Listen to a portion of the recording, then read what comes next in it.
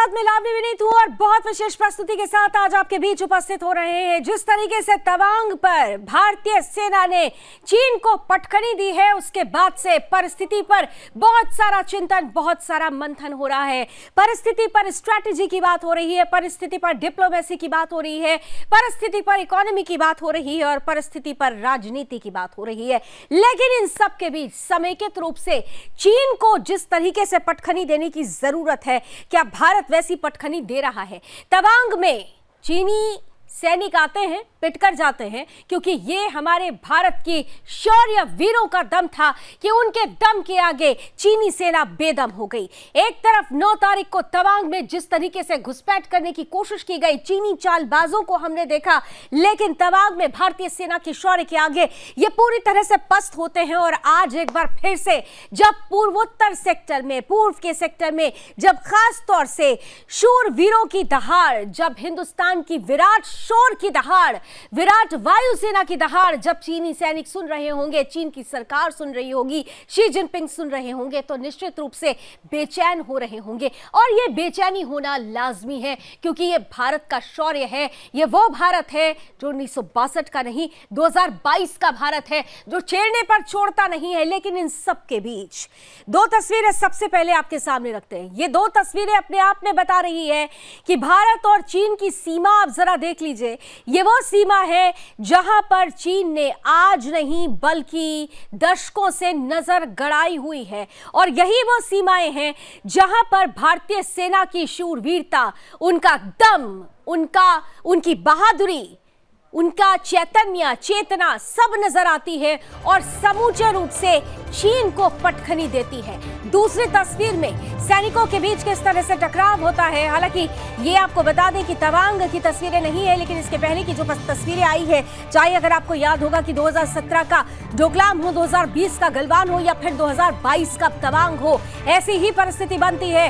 भारतीय सेना के दम के आगे चीनी सैनिक बेदम होते हैं, वापस लौटना पड़ता है। लेकिन फिर से वही बदमाशी, ये वो बदमाश चीन है जो बाज नहीं आ रहा है। ये भारत चीन की सीमा है जो अपने आप में भारत के लिहाज से बहुत महत्वपूर्ण है, भारत की सुरक्षा के लिहाज से, राष्ट्रीय सुरक्षा के लिहाज से।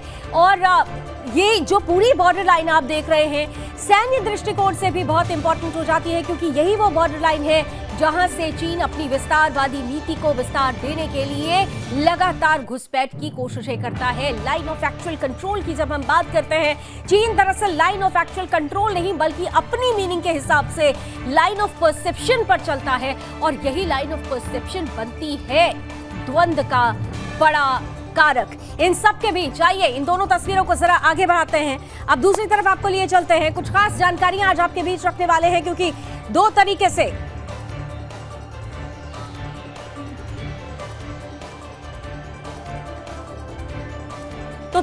से आज हम इस पूरे द्वंद्व को समझने की कोशिश करेंगे। एक तरफ हम देख रहे हैं कि सैन्य ताकत जो चीन देख रहा है, विदेश नीति की ताकत चीन देख रहा है, लेकिन आर्थिक मोर्चे पर भी चीन को पस्त करने की जरूरत है। इसके साथ ही साथ एक बार जरा जल्दी से नजर डाल लेते हैं कि कब कब चीनी और भारतीय सेना आमने सामने रही। सबसे पहले जरा आप देख लीजिए कि 3488 किलोमीटर की ये पूरी सीमा है जिसे भारत और चीन आपस में साझा करते हैं, और यही सीमा है जहां से नजर बनी रहती है चालबाज चीन की भारत के अंदर घुसपैठ करने की। अप्रैल मई 2013 की आपने तस्वीरें देखी होगी, देपसांग स्टैंड ऑफ में ये बड़ा आमना सामना हुआ था, फेस ऑफ हुआ था। कब कब भारत और चीन के बीच आपस में ये टकराव हुए हैं। अप्रैल मई 2013 देपसांग स्टैंड ऑफ में आमने सामने आए। इसके बाद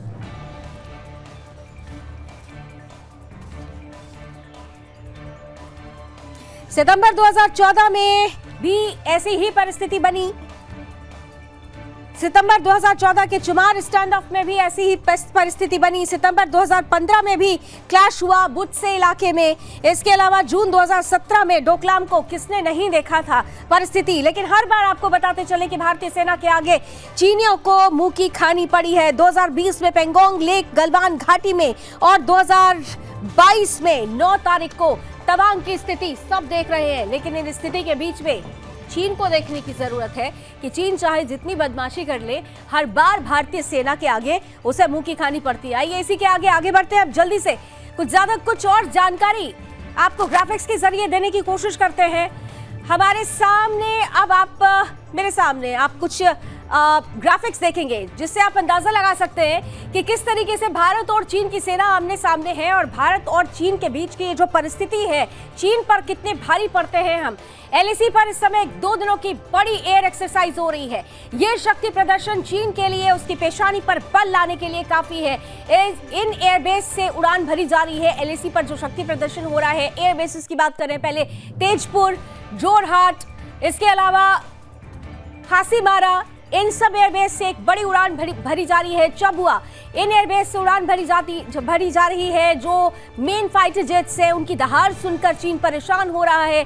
तेजपुर से सुखोई फाइटर जेट उड़ान भर रहा है। चीन को घेरने की पूरी तैयारी वायुवीरों ने कर ली है। हसीमारा से राफेल की दहाड़ सुनेगा चीन, तो जोरहाट से अपाचे हेलीकॉप्टर किस तरीके से थर्राएगा चीन, इन तस्वीरों को देखकर इसका अंदाजा आप लगा सकते हैं। इसके साथ ही साथ आपने देखा कि ये जो 2 दिनों की एयर एक्सरसाइज चल रही है, ये चीन को बेदम करने के लिए काफी है। आपको याद होगा कि इसके पहले भी, हालांकि बहुत सारे लोगों को एक कंफ्यूजन हो रहा है कि ये तवांग में जो हो रहा है वो इसके बाद की ये एयर एक्सरसाइज है, लेकिन ये एयर एक्सरसाइज पहले से ही तय थी। लेकिन फिर इसके बाद बीच में तवांग की परिस्थिति होती है और उसके बाद अब जब 9 तारीख के ठीक 6 दिन के बाद ये एयर एक्सरसाइज हो रही है, तो अपने आप में खास इसलिए हो जाती है क्योंकि चीन भारत की तैयारी को देख रहा है।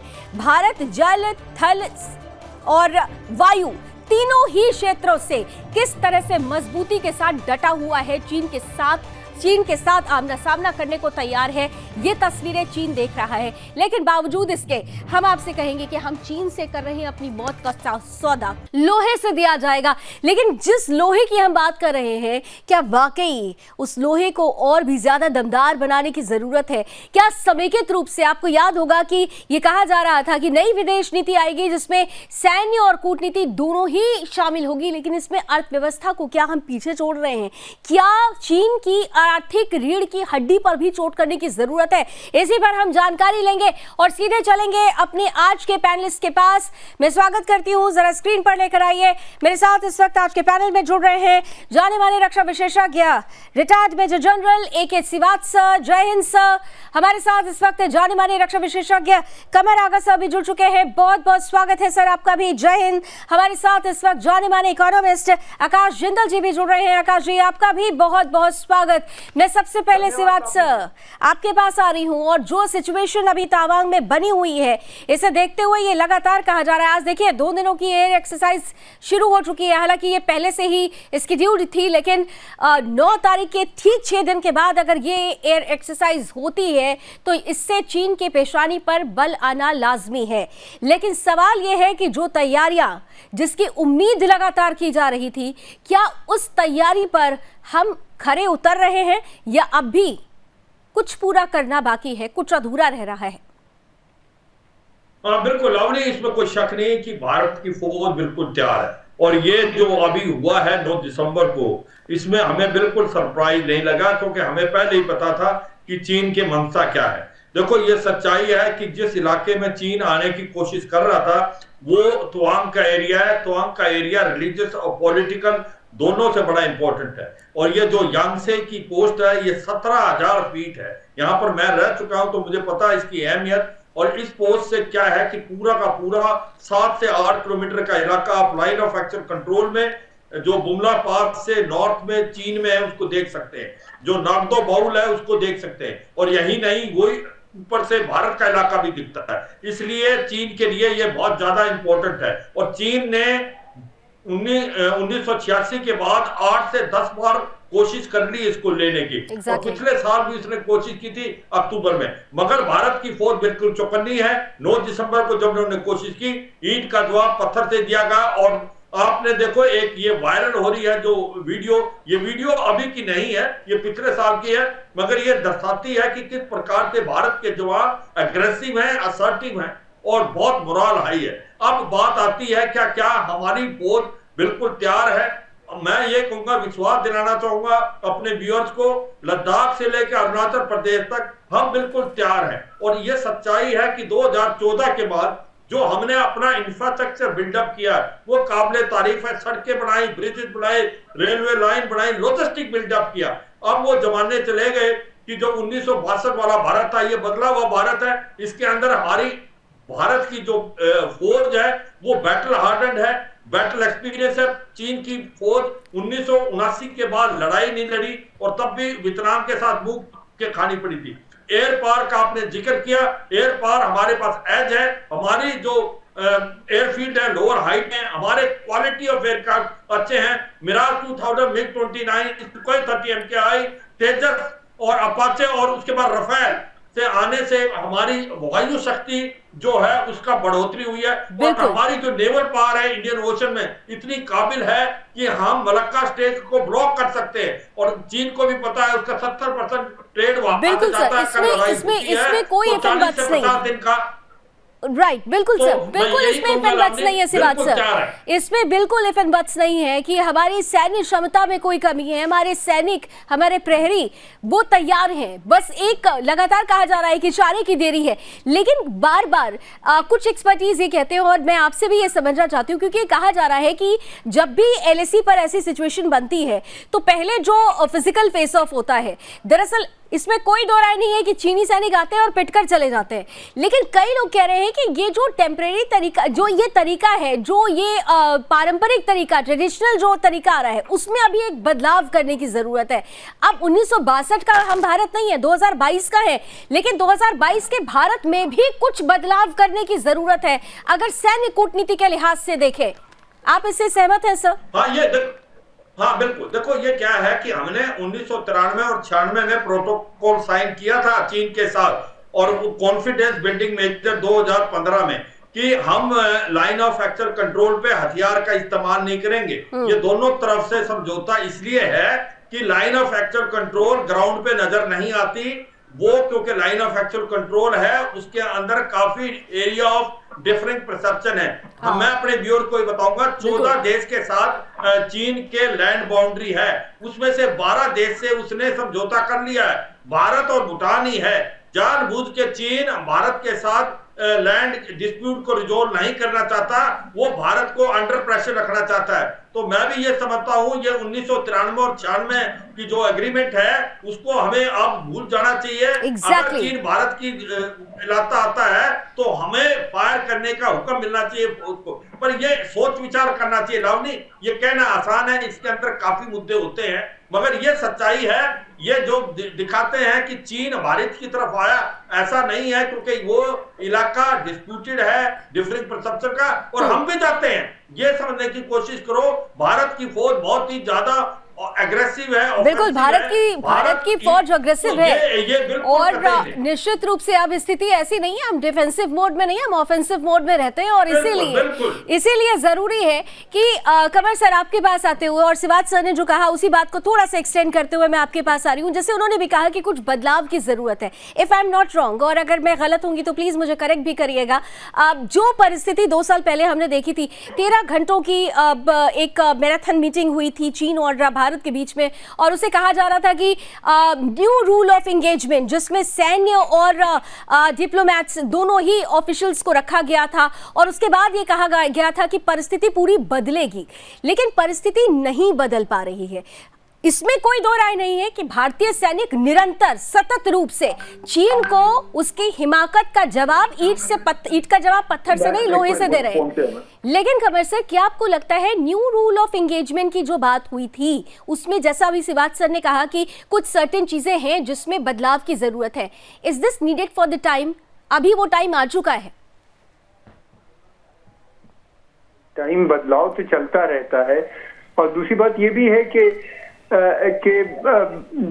जो है ये चीजें हाई लेवल पे आर्मी तय करती रहती है, जिसके बारे में मेजर जनरल साहब ने अभी विस्तार से बताया, और वो बदलता रहता है समय के हिसाब से। जैसी जरूरत होती है उस हिसाब से वो चेंज करते रहते हैं। मेजर चेंजेस की पता नहीं अभी जरूरत है या नहीं, मैं इस पे कमेंट नहीं कर पाऊंगा, लेकिन ये है कि जो नेसेसरी चेंजेस की जरूरत होती है वो होती रहती है। दूसरी बात ये है कि हमारी जो बेसिक पॉलिसी है वो प्रधानमंत्री ने साफ कहा है कि युद्ध का युग समाप्त हो गया है, काल अब नहीं है, वो काल खत्म हो चुका है और बातचीत के मसलों से हम चाहते हैं। और हमने संयम से काम लिया और पीछे उनको ढकेला भी लद्दाख के क्षेत्रों में बहुत सी जगह, और यहाँ उनको हम कामयाब भी नहीं होने दे रहे हैं।